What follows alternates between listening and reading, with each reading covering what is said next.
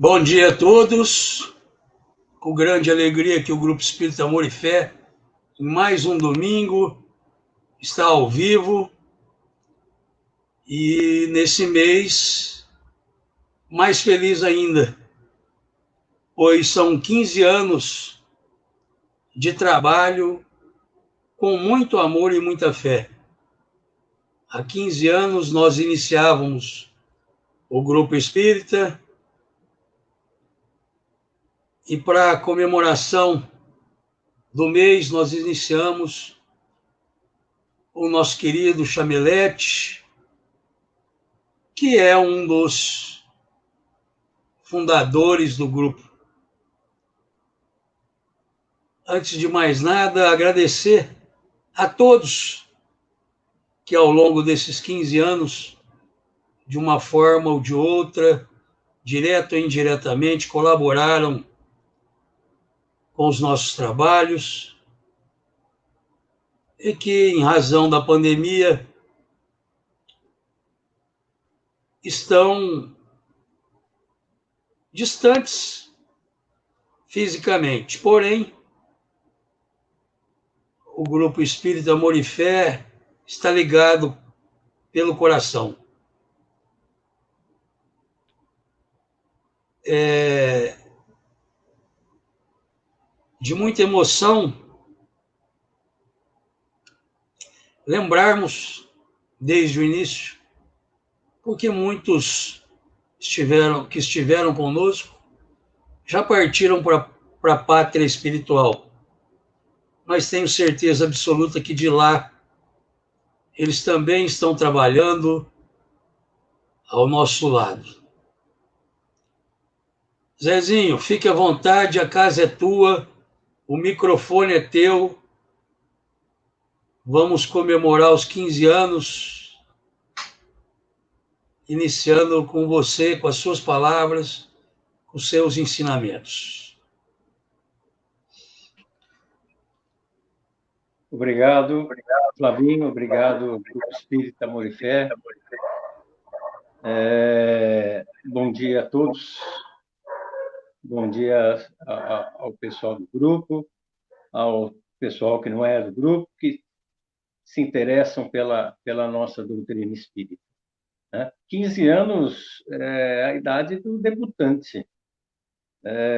Será que nós, do Grupo Espírita Amor e Fé, o que é que nós podemos fazer para o Grupo Espírita Amor e Fé debutar, ou seja, ser apresentado à sociedade espírita, no caso? Qual que é a nossa contribuição que podemos dar? Vamos pensar nisso. Tá? Bom, nós vamos conversar hoje a respeito das histórias de fé do Pentateuco mosaico. O Pentateuco é a Torá. São os primeiros 5 livros da Bíblia. Gênesis, Êxodos, Levítico, Números e Deuteronômio. Essas histórias de fé estão repletas na Bíblia. E vamos tentar entendê-las, porque nós tivemos um ano, estamos tendo ainda um ano, gerado por grande incerteza, muito medo, que abalou realmente a nossa estrutura, nos trouxe muita insegurança quanto a nossa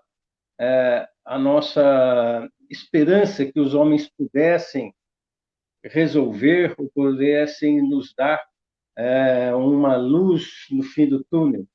E muitos de nós estão decepcionados, isso gera realmente muita insegurança, muita incerteza, muito medo.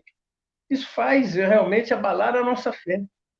Porque se os homens, a materialidade não está nos dando as respostas que nós queremos, né, nós ficamos indecisos sobre o rumo, o que fazer realmente. E nós, nessa situação, nós vamos mostrar qual é a nossa grande fraqueza, a nossa grande falta de fé ainda, que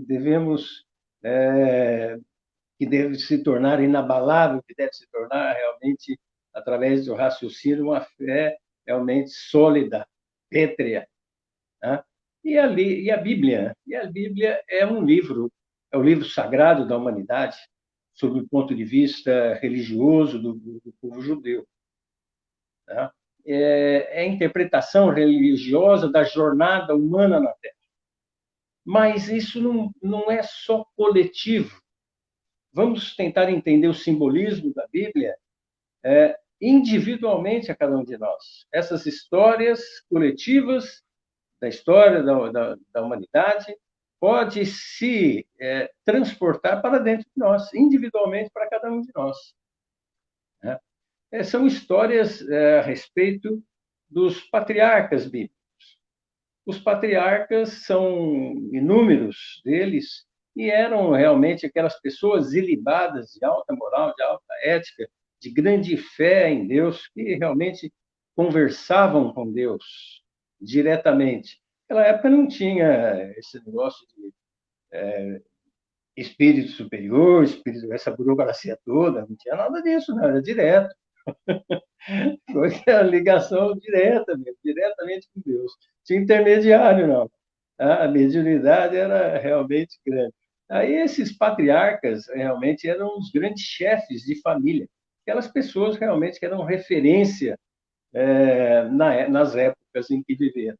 Né? E a família, vamos entender que nessa época não é muito diferente de hoje, que a família é 3, 4 pessoas, né? E os mais próximos moram distantes, né? Então, essas famílias, antigamente, eram dezenas de filhos, uma porção de filhos e agregados, que iam crescendo, casando, constituindo outras famílias, porém, que armavam uma tenda ali do lado e ficavam realmente naquela uma comunidade muito grande. Esse patriarca ele era realmente o chefe dessas famílias. Tá?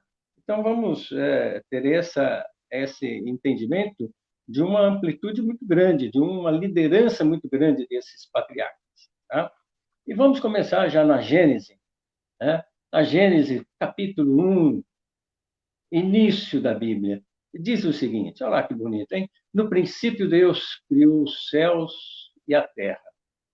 A escuridão cobria as águas e o Espírito de Deus se movia sobre a superfície das águas. Então Deus disse, haja luz. É o Fiat Lux. Faz-se a luz nas criaturas de Deus. Será que foi aí que Deus criou os espíritos? Nos dando a luz, nos dando toda essa chama, essa faísca luminosa que cada um de nós deve fazer brilhar através desse combustível que são o nosso óleo, né, que abastece a nossa candeia, esse alqueire de óleo que temos, que é a nossa materialidade, as nossas vidas encarnatórias, vidas materiais. Tá? Então, continuando, no capítulo 6, fala de Noé. Noé viveu 950 anos a 4.000 anos antes de Cristo. Noé foi um herói bíblico, um patriarca bíblico. E ele recebeu ordens de Deus para a construção de uma arca, a fim de salvar a criação. Por quê? Deus estava muito insatisfeito. Deus criou o mundo, mas ele era muito indeciso naquela época, né? Parece que ele não gostou muito das coisas. Ele não gostou. O homem estava muito malvado, muito maldoso, não estava cumprindo as ordens que ele gostaria que fossem cumpridas, da maneira que fossem cumpridas, e ele decidiu acabar com tudo. Ela não deu certo isso. Tá? Não era muito experiente, ainda não estava com a mão boa ainda. Né? Tá? E ele chamou Noé, realmente, sem intermediário nenhum, chamou Noé e falou, olha, construa uma arca desse tamanho, dessa maneira, assim, desse tipo, coloque toda a sua família, coloque um casal de cada espécie animal, de cada espécie viva que haja na Terra. Por quê? Eu vou destruir tudo que foi construído. Eu vou provocar um dilúvio de 40 dias que inundará tudo e destruirá tudo, menos Noé, sua família, os animais que estão dentro da arca, porque a arca lhe dará segurança, lhe dará toda a necessidade, se abastecerá de todas as necessidades para reconstruir o mundo, porque esse que eu fiz não deu certo. Noé, como nós podemos ver, era o plano B de Deus. Né? Como toda pessoa prudente tem um plano B, tem uma salvaguarda. Né? E Deus estava realmente arrependido de ter criado o homem, devido à maldade que ele espalhou na terra. Tá? E muitas vezes nós temos realmente que construir uma arca, né, para nos salvaguardar de muita coisa, para que possamos passar por muitos dilúvios, por muitas situações indesejáveis, né? E, logicamente, assim como Deus, nós temos que ter um plano B, temos que ter um plano C, temos que ser prudentes, temos que ser precavidos, né? Então, essa é a história de Noé. Noé, então, nos salvou da humanidade pela sua fé, pela sua grande fé.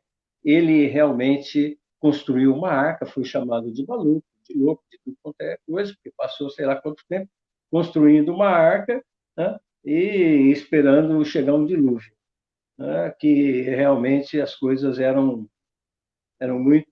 ficaram muito difíceis para ele nessa situação. Mas a fé em Deus, de ter conversado diretamente com Deus, lhe assegurou toda a certeza, toda a sua capacidade em construção, para salvar da arca, para salvamento da humanidade de todos nós.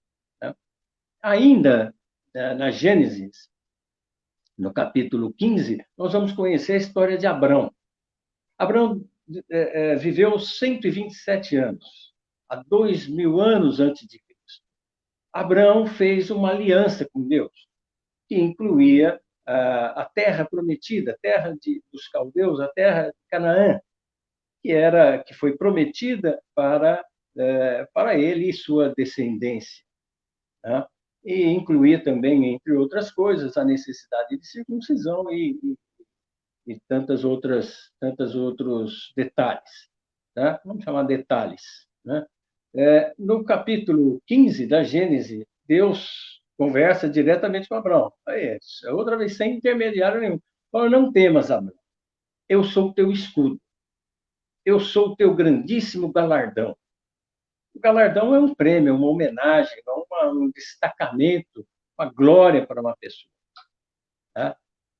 A sua descendência suportará a escravidão durante 400 anos e depois retornará à terra prometida, a terra de Canaã, prometida para Abrão.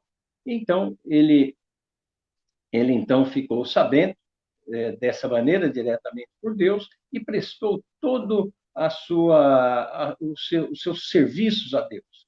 Ele foi uma pessoa que, durante todo o tempo que viveu, realmente uma pessoa de muita fé, de muita submissão a Deus, de muita liderança da sua família, seu patriarcado. Tá? Mas, na Gênesis, no capítulo 16, já continua assim. A Sarai, a mulher de Abrão, não tinha filhos. Ela não conseguia gerar um filho para Abrão. Mas tinha a escrava egípcia, Agar. Agar, então, deu a Abrão um filho. Isso era normal, isso não era adultério, isso era uma coisa extremamente normal nessa época, através da cultura local da época. Hoje as culturas foram mudando constantemente, como é próprio da evolução do homem.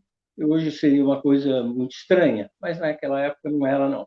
Tá? Então, de Agar com Abrão nasceu Ismael, que deu origem a todos o braço ismaelita da antiguidade.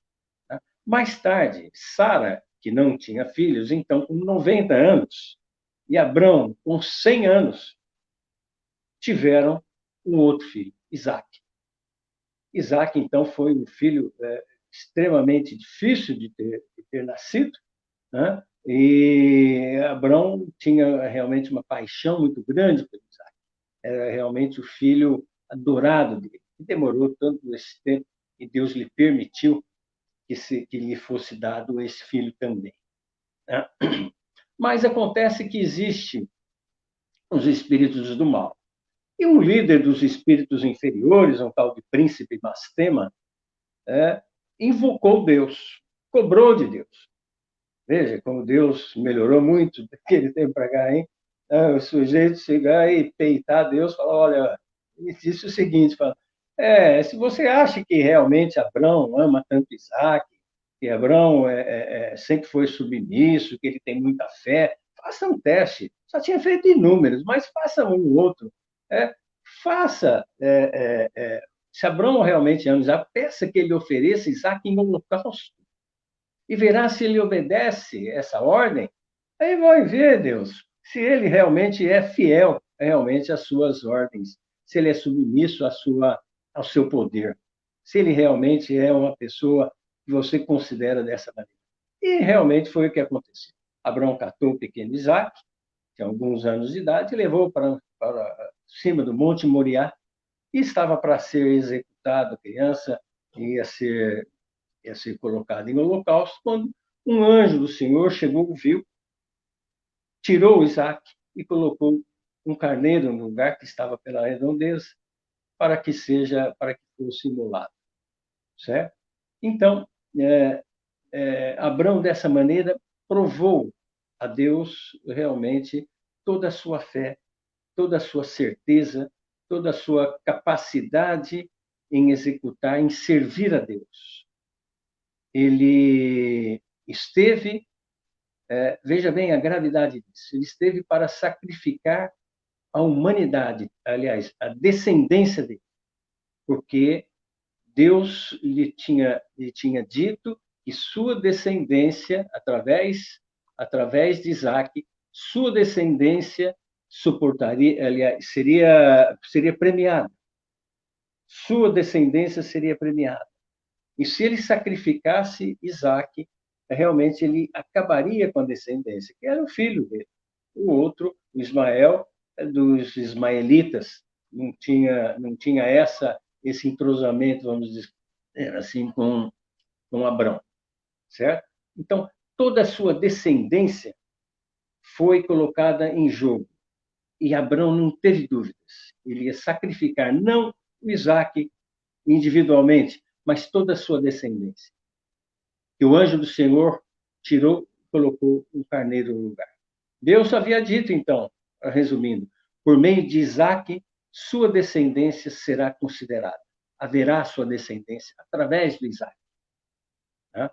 Então, realmente, Abrão colocou à prova toda a descendência, com toda a sua fé, com toda a sua certeza e submissão às palavras de Deus, às ordens de Deus.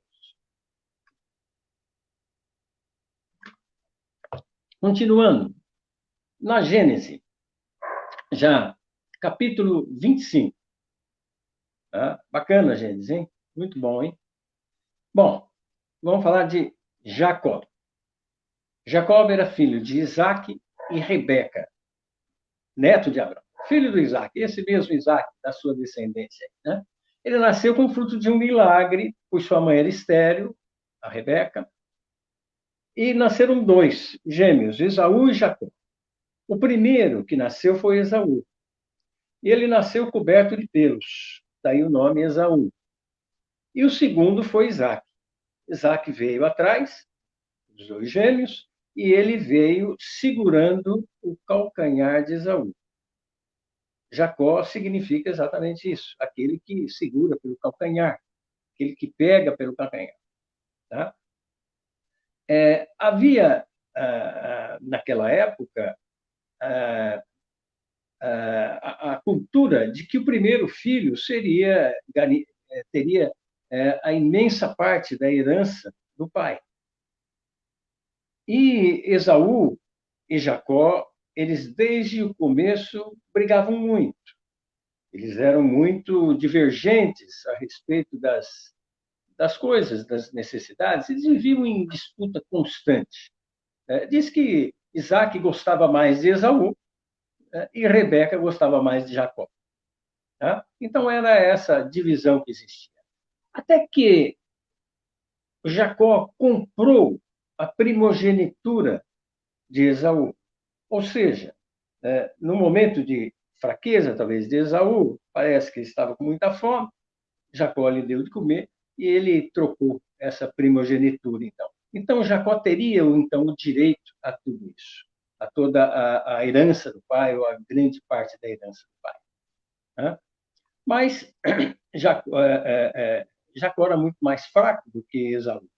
E os bandos, naquela época, eles viviam realmente, Jacó tinha o seu e Esaú tinha o seu. E o de Esaú era muito maior.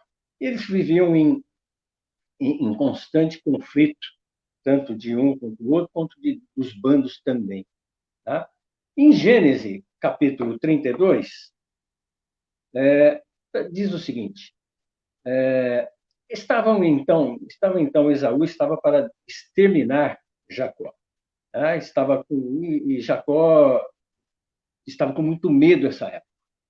Na Gênesis 32 diz o seguinte, Deus de meu pai Abrão e de meu pai Isaque, o Senhor que me dissestes, torna a tua terra, invocando a terra prometida, né, prometida ao seu avô Abrão, torna a tua terra. Agora somos dois bandos, o bando de Esaú e o meu de Jacó. Livra-me da mão do meu irmão Esaú, porque eu o temo. Então Jacó pediu a Deus diretamente, né, sem intermediário de novo, pediu a Deus diretamente, relembrando, invocando a memória do pai, a memória do avô, da promessa feita da terra prometida, que seria descendência de todos. Ele pede a Deus que livrai-o das mãos de Esaú, que estava prestes a exterminar. E Deus responde, Jacó, olha bem, Jacó, vou fazer de ti uma grande nação e te darei essa terra. E a partir de agora, você não se chamará mais Jacó, se chamará Israel. Provavelmente aí é o início de Israel, é o início de tudo, através de Jacó, o que segura pelo calcanhar. Bom, essa é mais uma história de fé, uma história de outro desses patriarcas que, através da mediunidade, através desse contato direto com Deus, da sua fé, proporcionaram o sucesso, proporcionaram suprir as suas necessidades, as suas dores, os seus medos e toda a insegurança em relação ao futuro. Estamos muito atuais quanto a isso, né? Vamos em frente. De Jacó e Raquel nasceu José, José do Egito. Já ouviram falar naquela história das vacas magras? Né? É muito comum, né, culturalmente, falar é época de vaca magra, né? Época de crise. Desde que eu me conheço por gente, só estivemos em crise até hoje. Nosso país, eu acho que é uma crise eterna, 520 anos de crise. Né? Então, vamos lá. A época das vacas magras, é José que inventou esse negócio, sabe? Vamos ver como é que foi isso. Filho de Raquel e Jacó. De 13 filhos, ele era o 12º. O outro não era muito explicado. Né? Tem alguma divergência quanto a isso. Né? Mas ele era, vamos dizer, o último filho de Raquel e Jacó. E ele, desde o início, ele era muito querido pelo pai. Ele era um xodó, porque, além dele ser o xodó, ele era muito inteligente, ele era muito especial, era muito diferenciado dos outros irmãos. E, realmente, o Jacó adorava. Tá? E isso gerou, realmente, inveja, ciúme de todos os outros irmãos. Eles, então, o amarraram e venderam o José aos ismaelitas. Lembra do Ismael lá? Tio dele, mais ou menos. por ismaelitas para ser escravo no Egito. Ele foi escravo no Egito e trabalhou na casa do Potifar. O Potifar tinha uma mulher insinuante chamada Sati. Essa mulher se insinuou com José e tentou seduzi-lo, porém não conseguiu. Tá? Mas ela forçou uma situação ao acusando que ele havia tentado se aproveitar dela. O Potifar realmente catou José, botou na cadeia. E o José ficou na cadeia, mas ele era realmente muito especial. Ele era espertíssimo. Ele interpretava sonhos. Ele tinha uma mediunidade muito grande e ele interpretava sonhos. E lá na prisão, ele interpretou sonhos do copeiro e do padeiro-chefe, que estavam presos por algum motivo, né? E com sucesso. Logicamente, tudo que acontecia, todo mundo ficava sabendo. Né? Os grupos de WhatsApp daquela época funcionavam bem. Todo mundo ficou sabendo que ele interpretou sonho e realmente matou a charada de muita coisa. Acontece que o rei do Egito, naquela época, ficou sabendo também. E o rei era um sujeito problemático. Não era esse rei que a gente, essa realismo, toda essa coisa. Ele era meio problemático. Ele tinha sonhos.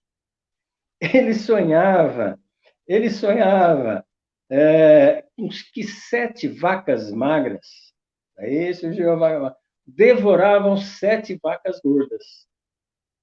E 7 espigas de milho secas e mirradas devoravam 7 espigas de milho normal.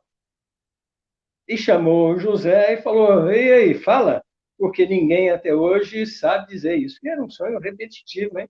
Não era uma vez, não. Ele repetia constantemente. O rei tinha as vacas magras, né?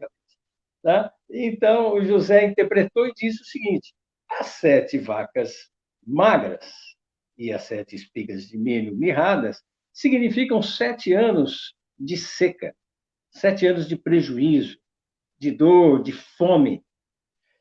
E as vacas gordas e as espigas de milho significam 7 anos de fartura.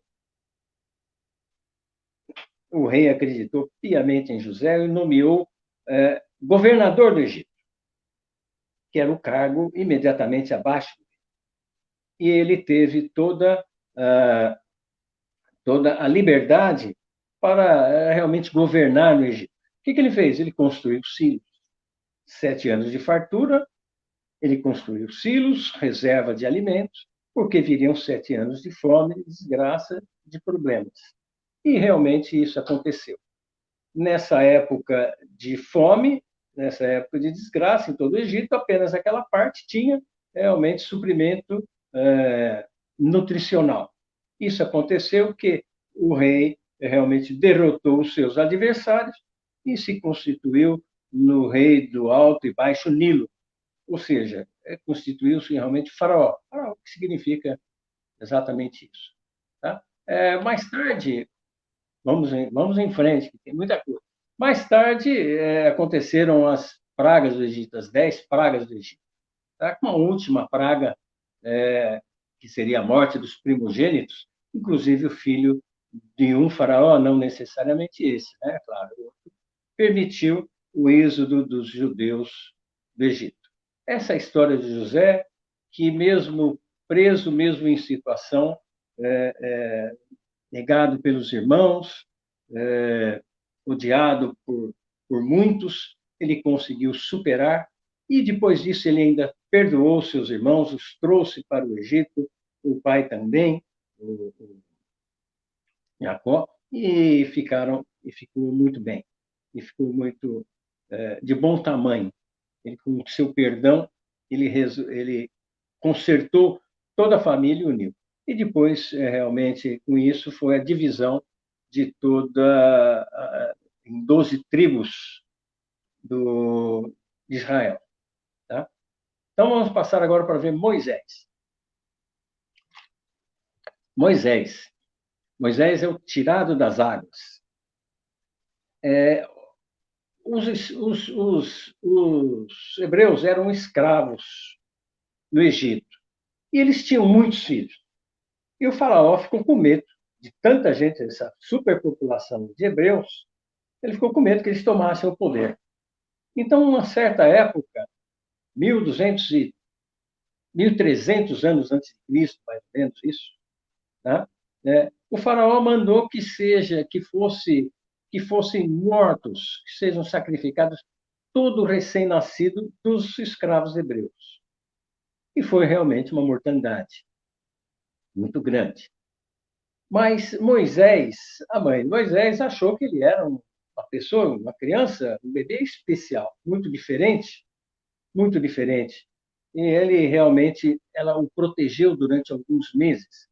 Até que não teve mais jeito de disfarçar, de escondê-lo. Ela o colocou num cesto, botou no Rio Nilo e ele foi navegando sozinho, até que uma é, uma escrava da princesa o achou, tirou das águas e a princesa o criou. Esse foi o início de Moisés, resumidamente, claro. Tá? Ele foi um líder depois disso, aos seus 40 anos, ele foi um líder religioso, legislador, profeta. A autoria do Torá, que nós estamos vendo, que são os 5 primeiros livros, Gênero, Êxodo, Levítico, Números, Deuteronômio, é de autoria total ou quase total do Moisés. Tá? Ele libertou o povo do judeu da escravidão do Antigo Egito após essa 10ª praga, que era a mortandade do primogênito de todos. Tá? O faraó, então, permitiu que os judeus fossem embora, depois se arrependeu e mandou os egípcios atrás deles. Então, nessa época, então Moisés os liderando, abriu o Mar Vermelho, a toque de cajado, abriu o Mar Vermelho, as águas saíram e os judeus passaram. As águas voltaram ao normal, impedindo que os egípcios os alcançassem. Já no deserto, ele passou durante 40 anos, percorrendo os 200 quilômetros do deserto do Saara, com 600 mil pessoas, total de todo esse tempo. Instituiu, então, a Páscoa judaica, que é a passagem, realmente. No alto do Monte Moriá, recebeu as tábuas da lei, as tábuas de Deus, os 10 mandamentos. Realmente, Moisés, ele esteve, durante todo esse tempo, comandando esse povo, logicamente que não só as 10 leis de Deus, ele teve mais de 600 outras leis que ele cunhou, são as leis mosaicas, ele cunhou realmente para o controle de todo o povo, de toda essa turma que ele comandava. Imaginem só como é que seria, como é que foi difícil isso. Tá? Mas ele sempre teve Deus ao seu lado, conversava diretamente com Deus. A fé nunca foi abalada, porque ele tinha um objetivo, que era chegar à terra prometida, Canaã, e que realmente Deus havia prometido e que ele fazia parte dessa descendência e que confiava realmente plenamente na palavra de Deus, nos desígnios de Deus, na providência divina. Bem atual, né? Bom, vamos para frente. Deuteronômio, capítulo 6 e capítulo 11. Maravilhoso. Capítulo 6 do Deuteronômio diz o seguinte, que é chamado o Pai Nosso judaico. Veja bem, olha lá, resumidamente. Diz assim, ouça, ó Israel, ame o Senhor seu Deus de todo o teu coração, de toda a sua alma, de toda a sua força. Guarde sempre no coração essas palavras que hoje lhe dou. Repita com frequência aos seus filhos. Converse a respeito delas em casa, caminhando, quando se deitar, quando se levantar. Amarre-as às mãos e prenda-as à testa como lembrança. escreva-as nos batentes das portas de suas casas, de seus portões. Isso, e o Deuteronômio 11, vamos lá, Deuteronômio 11. Se obedeçam os mandamentos, amem o Senhor teu Deus, sirva a Ele de todo o teu coração, de toda a sua alma, e Ele lhe mandará chuvas de outono e de primavera para ter colheitas de cereal, vinho e azeite. Esses dois, Deuteronômio, versículos 6 e Deuteronômio, versículo 11, que são chamados o Pai Nosso judaico. Os judeus escrevem esses dois versículos em pergaminho e colocam num objeto chamado mezuzá. O mezuzá é um objeto que coloca-se esse pergaminho dentro, escrito, e eles simbolizam a proteção de Deus e sua aliança com o homem. Aliança lá de Abraão, lá atrás, bem lá atrás, significa, esse mezuzá tem esse significado. E é colocado, esse objeto é colocado, é pregado na porta dos estabelecimentos, na porta de casa, nos cômodos de dentro de casa, para, como diz como diz a orientação aí da oração, como diz, para conversar, para ver sempre isso, quando for deitar, quando for dormir, quando estiver caminhando, tem que ser constante isso, tem que ser renovado infinitamente, diariamente, todos os dias, todas as horas, todos os momentos. Converse, fale sobre isso. Obedeça esses mandamentos, que ele lhe mandará chuva, mandará a colheita de cereal. Né? Ouça, ó Israel, ame o Senhor, seu Deus, de todo o teu coração, de toda a tua força, de toda a tua alma. É bem conhecido isso, né? É bem conhecido isso. Né? Isso no Novo Testamento, no Evangelho de Jesus, está escrito em Lucas, Mateus e Marcos. Esse é o chamado maior mandamento. É o chamado grande mandamento. Esse grande mandamento é um termo, esse termo usado para descrever o primeiro desses dois mandamentos citados por Jesus, Lucas, Mateus e Marcos, que são realmente chamados paráfrases dessas passagens do Deuteronômio 6 e 11. E isso, esse mandamento, esse maior mandamento, é a base, é tido como a base para o desenvolvimento da ética cristã. Amar a Deus sobre todas as coisas. Amar o próximo como a si mesmo. Diz assim, né? Em Mateus, quando Jesus foi perguntado qual é o grande mandamento da lei, ele respondeu: amarás o teu Senhor, teu Deus, de todo o teu coração, de toda a tua alma, de todo o seu entendimento, com referência realmente ao Deuteronômio 6, que diz: ouça, ó Israel, Senhor, o nosso Deus, é o único Deus. Ame o Senhor, seu Deus, de todo o teu coração, de toda a alma, de todas as suas forças. E Jesus ainda completa o segundo mandamento, muito parecido com esse: amarás teu próximo como a ti mesmo. Isso é a base da ética cristã. Amarás o próximo como a ti mesmo, é referência a um outro passagem, que é o Levítico 19, capítulo 19 do Levítico. Tá? Então, se consideram os entendidos, os filósofos religiosos, que esses dois mandamentos é o ponto central da religião cristã. E não só da religião cristã, mas da infinita maioria das religiões pregam realmente a caridade, prega realmente a servidão ao próximo, o amor ao próximo. Amarás teu próximo como a ti mesmo. A Deus sobre todas as coisas e ao próximo como a ti mesmo. Isso é o ponto central da ética cristã, ponto central, ponto capital da religião cristã. Interessante, muito interessante. São paráfrases de de passagens, de versículos da Bíblia. A ética que é um conjunto de normas, preceitos, regras,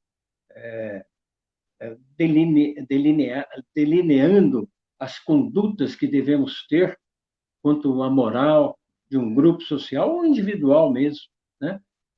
Não só a cristã, mas a ética de modo geral, a ética social de modo geral, nós estamos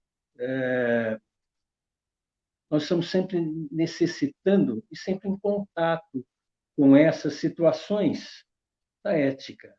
E realmente, no modo geral, nos grupos sociais e em todos os setores, se preocupam realmente muito com isso. Tá? O professor Clóvis de Barros Filho, ele professor aposentado da USP, da Casper Libero também, ele foi professor e hoje é só palestrante de ética, de filosofia. E ele conta em suas palestras realmente essa passagem nas suas palestras de estímulo administrativo, de estímulo para o trabalho, de estímulo para a vida de modo geral, mostrando, contando para nós que realmente ele, inclusive, se diz assim, que ele passou todos esses tantos anos como professor e que a grande felicidade dele realmente era servir os alunos, era preparar aulas, era fazer realmente aquilo, fazer aqueles procedimentos que estavam realmente no seu, vamos dizer, no seu DNA, na sua situação. Ele realmente gosta muito disso ainda, né, porque ainda faz, gosta muito disso, e que realmente grande prazer em servir aos outros, em fazer essa proclamação, essa servidão aos outros de modo geral. Não só ele, mas realmente em inúmeras situações nós temos visto que realmente essa premissa de Jesus é tirada da religião, colocada na vida social de modo comum, de modo já muito popular até, certo? O grande problema de tudo isso, que todos nós sabemos, é de que realmente a, a nossa capacidade em fazer realmente essas coisas. A teoria, realmente, como disse o querido, é muito fácil, difícil é a prática, né? E nós estamos aí para tentar desenvolver a nossa prática no amor ao próximo. Fora da caridade não há salvação. Esse é o lema de Kardec, né? E nós vivemos numa situação atualmente, esse ano está sendo bem diferente, né? Podemos entender que, através de todo esse medo gerado, toda essa insegurança e toda essa incerteza gerada, nós podemos pensar que essa situação ela é comandada, ela é protagonizada pela espiritualidade inferior. Não tenha dúvida disso. Não podemos ter dúvida nenhuma disso. Todas essas catástrofes, todo esse interesse maldoso que existe, toda essa dor, esse sofrimento, é protagonizado realmente por espíritos inferiores, pela espiritualidade ainda das trevas. Não tenha dúvida. No livro dos Espíritos, nós vemos a eterna disputa entre o bem e o mal. Sempre existiu. E vai existir sempre. Agora, nós temos uma fé realmente raciocinada e inabalável. Vamos raciocinar, então. Se existe o mal e existe o bem, e o mal está protagonizando toda essa situação de desespero na sociedade, de modo global atualmente, e os espíritos do bem estão de braço cruzado? Não estão fazendo nada? Estão passivos? Não. Com certeza não. Não tenho dúvida disso. Se existem o bem e o mal, desde que existe o universo, há 13 bilhões de anos, o universo só tem progredido. Provavelmente agora também não estão de braços cruzados, estão fazendo alguma coisa. E nós não tenhamos dúvida disso. Nós não tenhamos dúvida disso, de que não só os homens estão sendo influenciados pela espiritualidade boa, pela espiritualidade superior, para o desenvolvimento tecnológico, para o desenvolvimento social, para o desenvolvimento da medicina. No caso, agora, do vírus, do Covid, não tenham dúvida que vão descobrir tratamento, prevenção, controle, não só dele, mas, com certeza, prevenção para outros que poderão vir no futuro. Porque a espiritualidade inferior não para. Sempre tem. E superior também.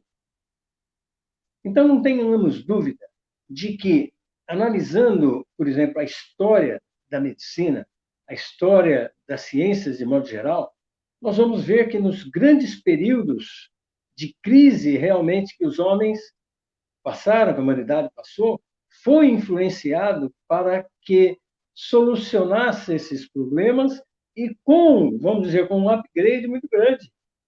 Porque o investimento intelectual e financeiro também para a descoberta das coisas, para a evolução, está sendo muito grande. Então, não só vão descobrir essas coisas que estão precisando no momento, como muitas outras. Isso estamos dando um grande passo. Vamos ver. Gente, há menos de um século se descobriu a penicilina, Fred Fleming. Na Primeira Guerra Mundial, 1914, mais ou menos isso, que foi usado a infusão de soro. Hoje, qualquer coisinha, qualquer dor de cabeça, nós vamos no hospital, vamos tomar um sorinho. Está com dor, não sei onde, vamos lá tomar um sorinho, uma coisa, dar uma hidratada. Não se usava até aquela época. Na Primeira Guerra que começou a se usar isso. Tá? Para cuidar de hipotensão das pessoas. Na Segunda Guerra, foi o uso da penicilina e sulfa. Por causa não só dos ferimentos que as pessoas tinham, mas por causa das doenças sexualmente transmissíveis. E nessas guerras também, foi-se que teve grandes mutilações, que se aprendeu a fazer amputações e, consequentemente, os enxertos para diminuir a impossibilidade das pessoas amputadas. Então, não tenha dúvida, nas grandes crises, nas grandes indecisões, nós temos que ter realmente a certeza de que existe um comando, que existe uma arca, que existe um anjo do Senhor impedindo os holocaustos, que existe uma conversa diretamente com Deus, com toda a fé, com toda a certeza, com toda a segurança que nós devemos ter. A nossa fé, então, raciocinada, através da lógica, será, então, um dia inabalável. Bom dia, obrigado. Flavinho, é com você.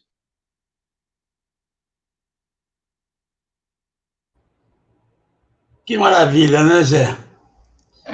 História sempre é bonita, recheada de perseverança, recheada de confiança em Deus, recheada de muito amor e muita fé. Veio a nos presentear, veio a brindar os 15 anos do grupo. Eu te agradeço imensamente, não só pelas palavras de hoje, pelo contrário, por esses 15 anos de estarmos juntos nessa caminhada, nessa luta diária,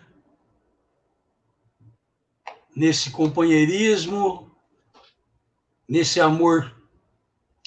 Como dizia nosso amigo Vilo, nessa família que, graças a ele, a você, a Mariângela, a Yerta, ao Adriano, Marisa, Vilo e tantos outros, são quase 70 trabalhadores hoje, eu não poderia deixar de agradecer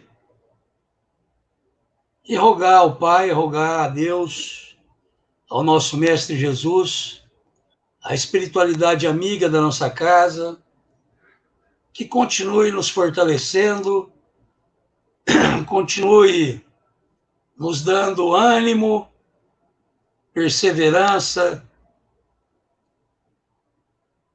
muito amor e muita fé. A todos um ótimo domingo, que Jesus continue nos abençoando e que tenhamos aí força para mais 15 anos.